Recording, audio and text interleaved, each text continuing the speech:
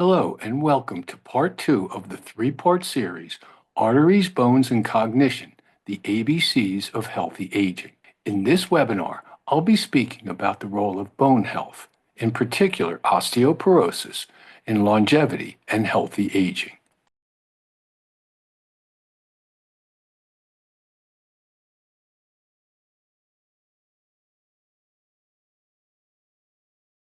Osteoporosis is defined as a systemic skeletal disease characterized by low bone mass, the deterioration of the microarchitecture of bone tissue, a consequent increase in fragility, and a susceptibility to fractures. There are several types that can be classified into two groups, primary and secondary osteoporosis. Bone loss that can't be attributed to another disease process is diagnosed as primary osteoporosis, and there are three subcategories. First, type 1 or postmenopausal osteoporosis, which affects women mainly between ages 51 and 75. Next, type 2 osteoporosis, also called senile osteoporosis, which is more related to general aging and affects both men and women, typically occurring around ages 70 to 75. And finally, idiopathic when seen in younger individuals. When bone loss occurs from another disease process or is due to a medication, it's called secondary osteoporosis. Now, osteoporosis is a chronic, progressive, and clinically silent disease that can present differently in different individuals, making it difficult to predict its exact course clinically. And individuals with uncomplicated osteoporosis may remain asymptomatic until a fracture occurs. In the United States, an estimated 10 million people aged 50 years and older have osteoporosis. Most are women, but about 2 million are men. It's also estimated that 43.4 million older adults have low bone mass, and estimates indicate that 50% of women and 20% of men aged over 50 years will experience an osteoporosis-related fracture during their lifetime. Now, annually, 2 million fractures are attributed to osteoporosis in the U.S., and while few die directly from osteoporotic fractures, for many individuals, a fracture can lead to a downward spiral in physical and mental health. Osteoporotic fractures lead to more than 500,000 hospital admissions, more than 800,000 emergency room visits, more than 2.5 million medical office visits, and nearly 180,000 nursing home admissions in the U.S. each year. Vertebral or spinal osteoporotic fractures are the most common type of fragility fracture, yet they remain largely undiagnosed and untreated. Vertebral fractures have a major impact on an individual's quality of life, causing pain, height loss, depression, and disability. These fractures also lead to significantly increased mortality. Hip fractures are the most burdensome of osteoporosis-related fractures. Mortality among patients with hip fractures ranges from 10 to 45% in the year following the fracture, and nearly 20% of individuals require long-term nursing home care. As many as 2/3 of patients do not regain their former level of function or mobility, even after lengthy rehabilitation. Now, bones are living tissue. They have their own blood vessels and are made of various cells, proteins, minerals, and vitamins. This structure enables them to grow, transform, and repair themselves throughout life. There are two types of bone tissue. Compact bone, also known as cortical bone, is the hard outer layer that's strong and dense. And cancellous bone, also known as trabecular bone, is the spongy inner layer network that's lighter and less dense than cortical bone. Now, we have two primary processes for building and maintaining bones. Bone modeling occurs from birth to adulthood and is responsible for gains in skeletal mass and changes in skeletal form. Once peak bone mass has been achieved in adulthood, bone mass and structural integrity is maintained by a process called remodeling. As illustrated here, peak bone mass is achieved for both males and females by the mid-20s. Afterward, a gradual decline occurs in men, while a plateau followed by an accelerated period of bone loss for several years after menopause occurs in women. Bone remodeling is the replacement of old bone tissue and continues throughout life, so that most of the adult skeleton is replaced about every 10 years. Cells in our bones, called osteoblasts and osteoclasts, work together in a dynamic balance process in which osteoblasts induce bone formation while osteoclasts induce bone breakdown or resorption. When the amount of bone formation is equivalent to the amount of bone resorption, this balanced remodeling activity is termed coupled. However, when this balance tips toward excessive resorption, bones weaken and over time can become brittle and prone to fracture. Alterations in bone remodeling are the hallmarks for osteoporosis. This image shows the changes within cancellous or trabecular bone as a consequence of bone loss. As trabecular mineral is depleted, individual bony plates and connecting branches are lost, leaving less resilient, weaker bone that's more likely to fail under normally tolerated mechanical loads. Accelerated bone turnover affects cortical and trabecular bone somewhat differently. Trabecular bone is generally depleted more rapidly than cortical bone due to its higher bone turnover rate. When bone remodeling rates increase, bone loss is seen first at skeletal sites rich in trabecular bone, such as the spine, while sites that have a mix of cortical and trabecular bone, such as the hip, develop loss of bone later. Now, osteoporosis is a multifaceted disease in which the balance between bone resorption and formation is influenced by a variety of factors, including hormonal changes, cytokine activity, genetic predisposition, and lifestyle choices. The immune and skeletal system share multiple cytokines, which are signaling molecules secreted by cells that play a vital role in regulating immune responses and bone remodeling.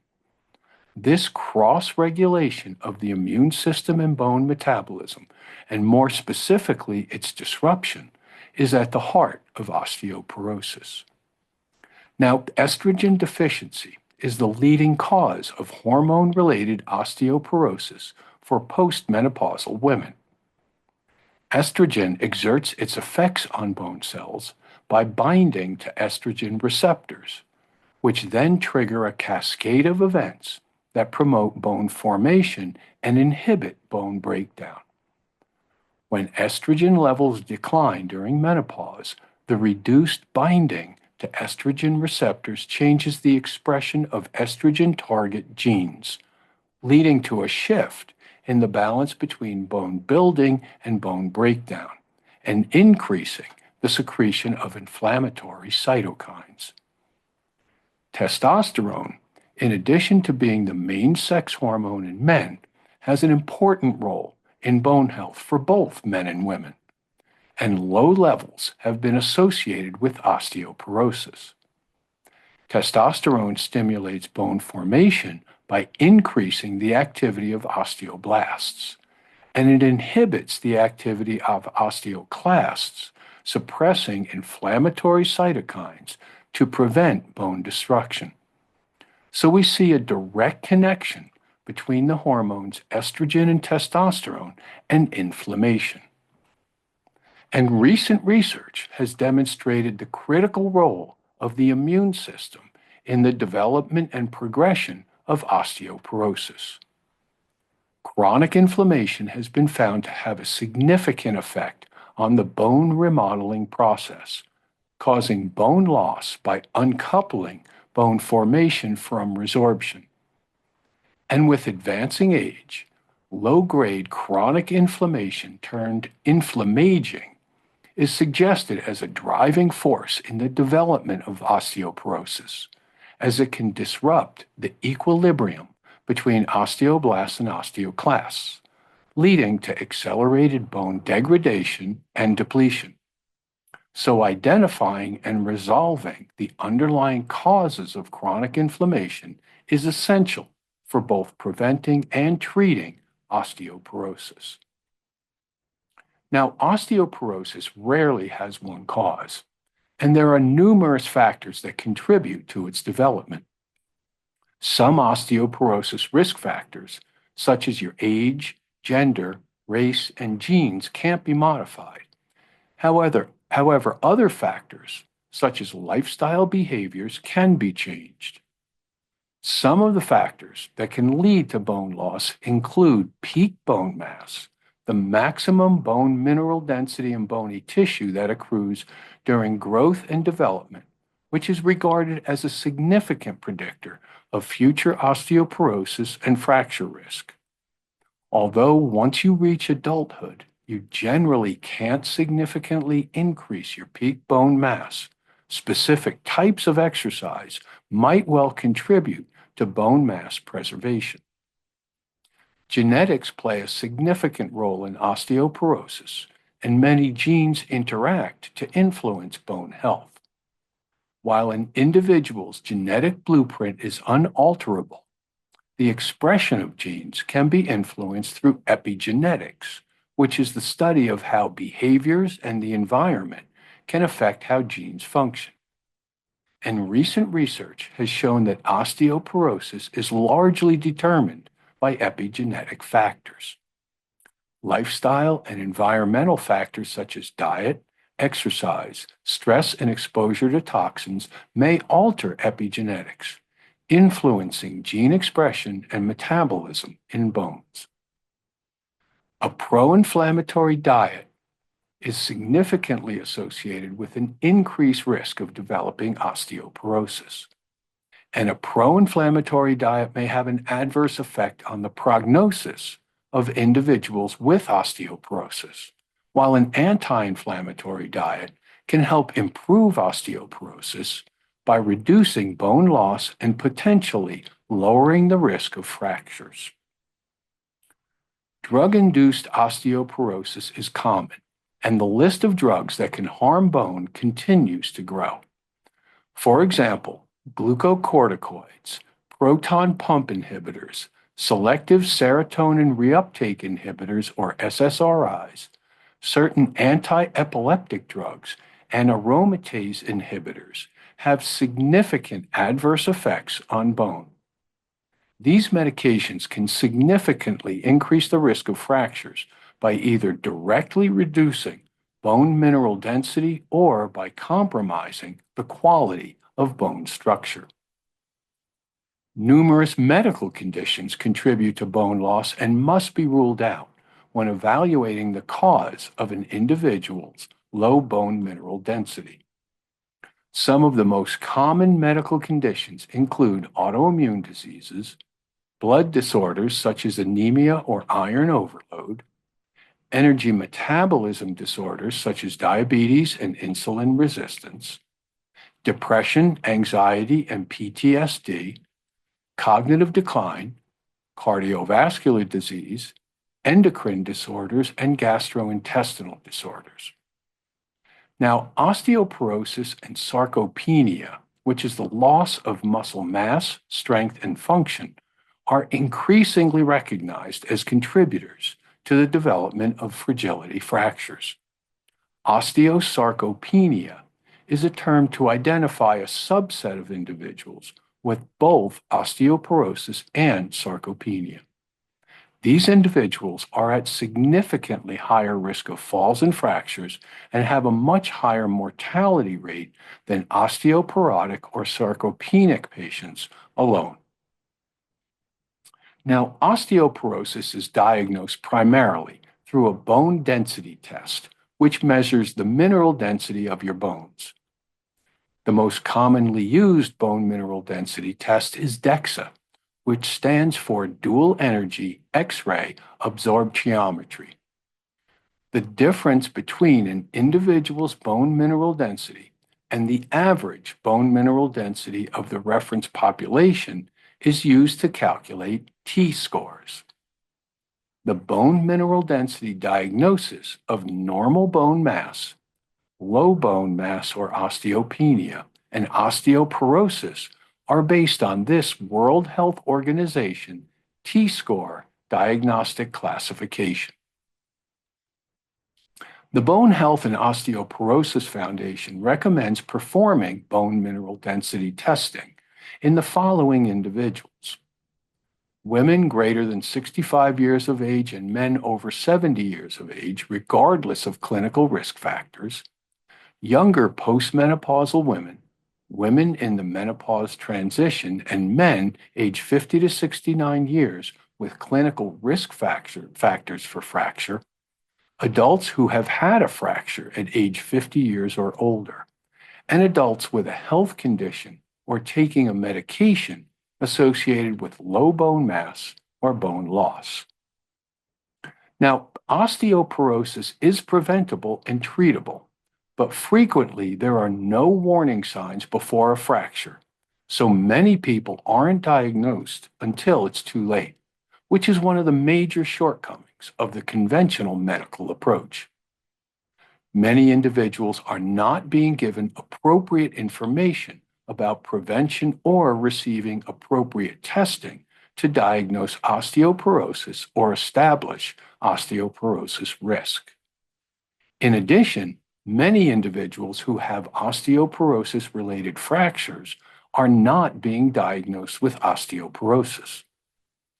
In an effort to improve prevention, risk assessment, diagnosis, and treatment of osteoporosis, the Bone Health and Osteoporosis Foundation also recommends that all postmenopausal women and men age 50 years and older should be evaluated for osteoporosis risk in order to determine the need for bone mineral density testing.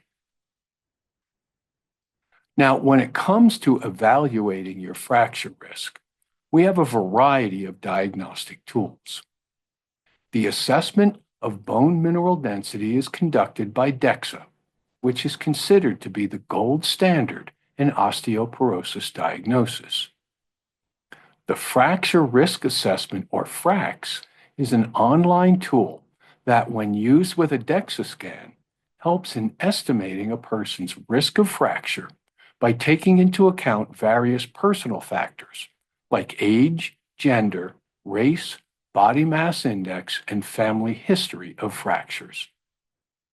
The Trabecular Bone Score, or TBS, is a computer-generated assessment obtained from a DEXA scan.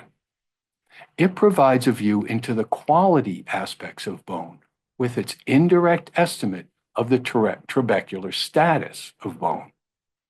When the trabeculae of bone are thin or disconnected, the quality of bone is poor and contributes to its fragility. The TBS is especially useful for assessing trabecular bone integrity of individuals whose numbers may not satisfy the T-score definition of osteoporosis based solely on DEXA results. We also have therapeutic testing, which provides information that can be used in conjunction with diagnostic imaging to enhance an assessment of bone loss and monitor changes with treatment. Primary therapeutic targets are considered semi-direct markers of current bone health. Bone turnover markers measure the rate at which bone is being broken down and formed, providing insight into the process of bone remodeling. Bone loss is associated with fracture risk, and bone turnover markers are associated with bone loss. So we can use them to help predict increased risk for fracture.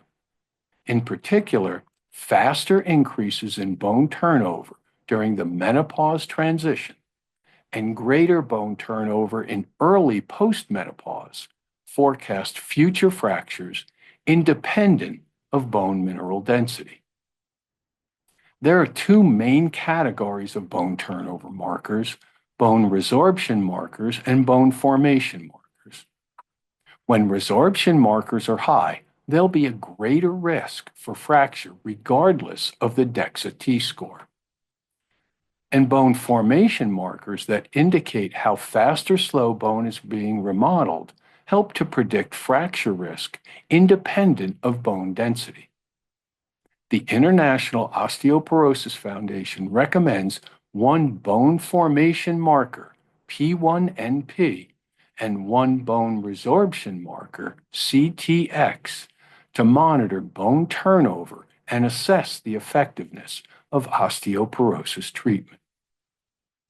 Now, secondary therapeutic targets reflect the status of physiological mechanisms involved in bone health and include laboratory testing, primarily blood work, as well as advanced testing to obtain a comprehensive picture of the underlying causes of the metabolic changes driving bone loss. Now, a DEXA scan will provide information about bone density, and it's used to diagnose osteoporosis. However, the goal in supporting bone health is not necessarily to improve bone density. Rather, it's to decrease fracture risk. And DEXA scans correlate poorly with bone's resistance to fracture. Bone strength can be defined as bone's resistance to fracture, and determination of bone mineral density is not an accurate predictor of bone strength. Bone strength, as shown here, depends on both bone quantity or density and quality. A DEXA scan doesn't look at bone quality, only its density. And for resisting fractures, quality is just as important as density. In the bone strength triangle model developed by Dr. Stuart Silverman, bone turnover markers are used to assess the rate of bone remodeling, providing insight into the quality of bone, which complements the measures of bone mineral density, creating a more comprehensive picture of overall bone strength. And an approach combining the assessment of bone mineral density using DEXA with a trabecular bone score, clinical risk factors for fracture with use of the FRAX, and bone turnover markers improves the prediction of fracture risk and enhances the evaluation and treatment of individuals with osteoporosis. Now, given the consequences of osteoporosis, early diagnosis and proactive management are crucial. Detecting osteoporosis early can significantly reduce the risk of fractures and improve the quality of life for those affected. In addition to early diagnosis, a comprehensive management plan is essential. This plan should include drug therapies, dietary adjustments, exercise, and lifestyle changes. And while traditional drug treatments are vital for some individuals, integrating holistic approaches can enhance their effectiveness. The following 10 steps provide information about how you can support optimal bone health. First, maximize the use of laboratory testing. The core panel for osteoporosis should include a complete blood count, metabolic panel, bone turnover markers, advanced lipid panel, sex hormones, vitamin D, and urine tests of calcium excretion and pH. It's important to look for patterns in the testing. The results of one test by itself, especially if it's only slightly high or low, may not tell the whole story, but patterns where several biomarkers combined suggest alterations in physiology should be investigated further. An anabolic body for bone health refers to a state where the body actively promotes bone density and strength. The foods you eat and the physical activity you engage in can help support and maintain bone health and density. The healthiest anabolic dietary intake is high in fruits and vegetables, along with adequate amounts of high-quality protein. And unsaturated fats, particularly omega-3 fatty acids found in fish oil and certain plant sources like flaxseed, are generally considered beneficial for bone density. Next, fuel your muscles and bones. Protein helps preserve muscle mass, and as you age, more protein is needed to stimulate muscle growth. And supplemental collagen not only supplies amino acids specific to bone, but it also directly stimulates osteoblasts to form bone. There are almost 30 types of collagen, but the most abundant and the ones most important for bone health are types 1, 2, and 3. Type 1 is the collagen we emphasize when we want to improve bone health, since it makes up over 90% of the organic bone matrix. Increasing intake of type 1 collagen is achieved through a combination of diet and supplemental collagen powder products as indicated. Also, turn on your genes. While your bone health is greatly influenced by genetics, you have the ability to control the way your genes are expressed through epigenetics. Diet is one of the most powerful tools we have for promoting epigenetics. Epinutrients are those nutrients found in whole foods that have the ability to turn on the genes that make us stronger and younger and turn off genes that accelerate aging. Epinutrients include foods high in folate, vitamin B12, betaine, and choline, as well as low glycemic fruits, cruciferous vegetables, dark leafy greens, brightly colored vegetables, high-quality protein, and healthy oils. Next, ensure optimal gut health. Now, the gut microbiome is a central contributor to regulating bone metabolism. Aside from nutrient absorption, the gut microbiome plays roles in bone remodeling and metabolism. Alterations in microbiome composition contribute to bone loss, and an imbalanced gut microbiome has been implicated in the development of osteoporosis. Disruptions to the gut microbiome can also lead to systemic inflammation and immune dysregulation, both of which contribute to the disruption of bone remodeling. Incorporating a diversity of plant fibers in the diet is a crucial strategy for maintaining a healthy gut microbiome, which in turn plays a significant role in supporting bone health. Next, reduce free radical exposure, oxidative stress, and chronic inflammation.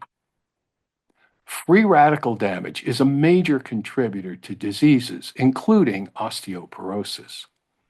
Free radicals can come from external sources such as toxins, and they're also produced in the body from the process of breaking down food into energy during normal metabolism.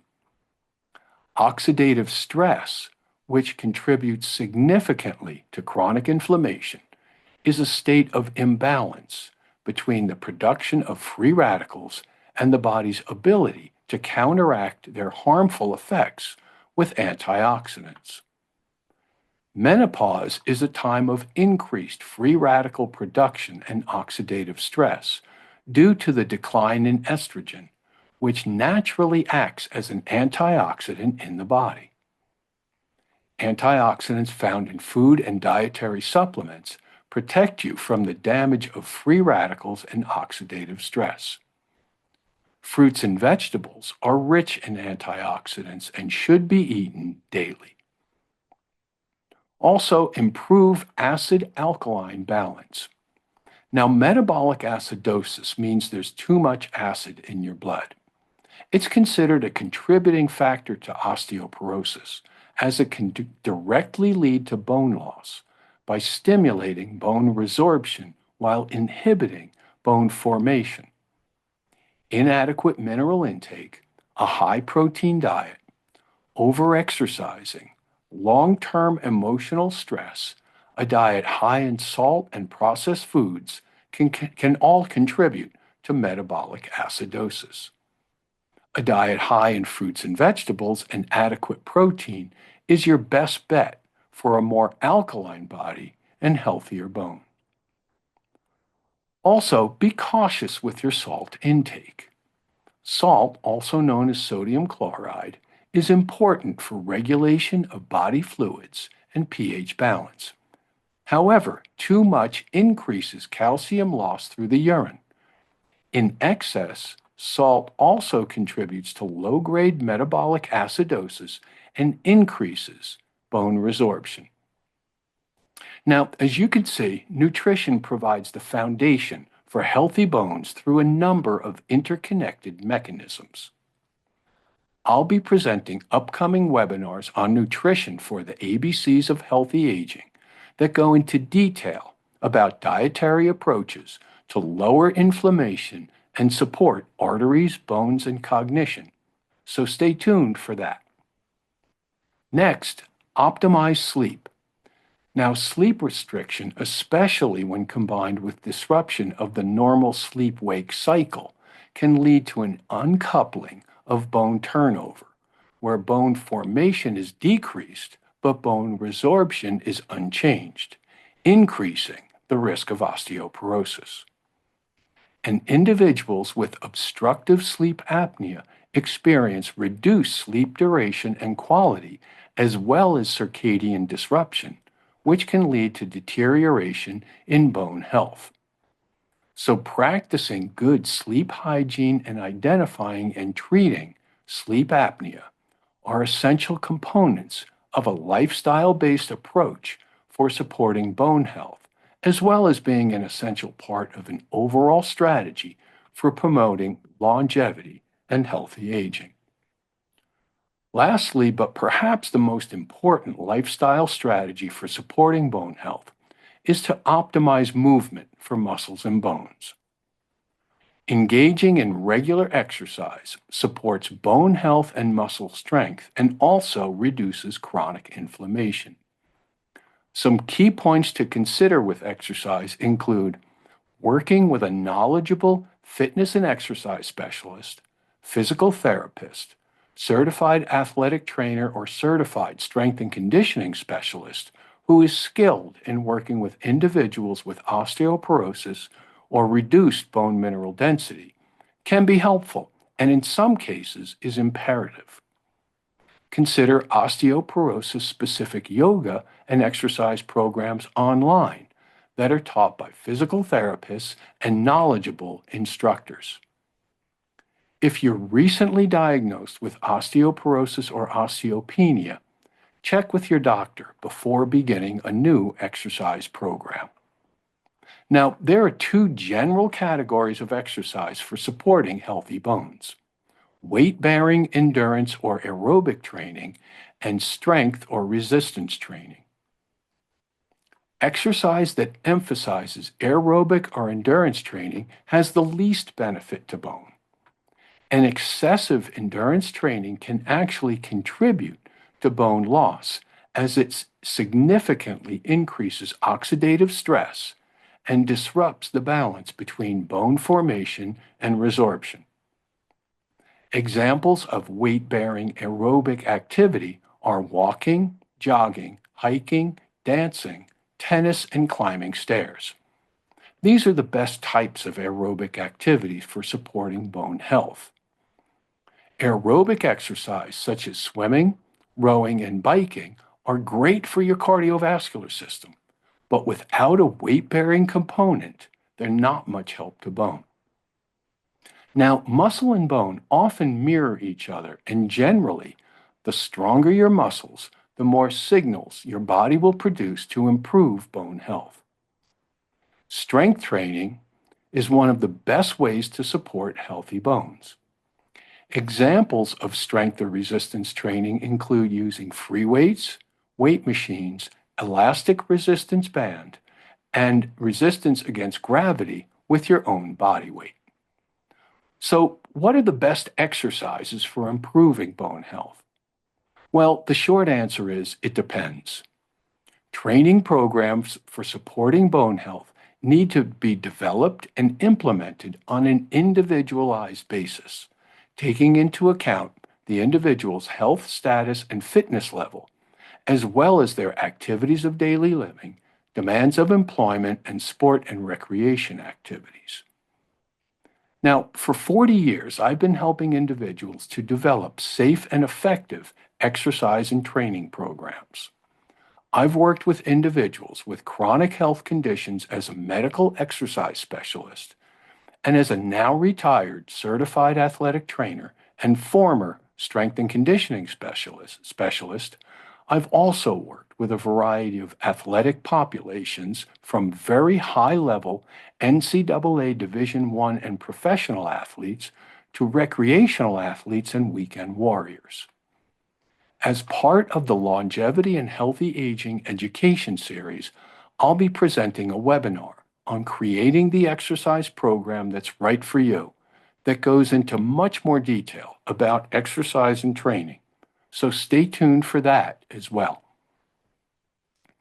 So the take-home points are aging is inevitable, but you have a say in how well you age. Osteoporosis can significantly decrease health span by increasing the risk of fractures, which can lead to disability, increased mortality, and a lower quality of life.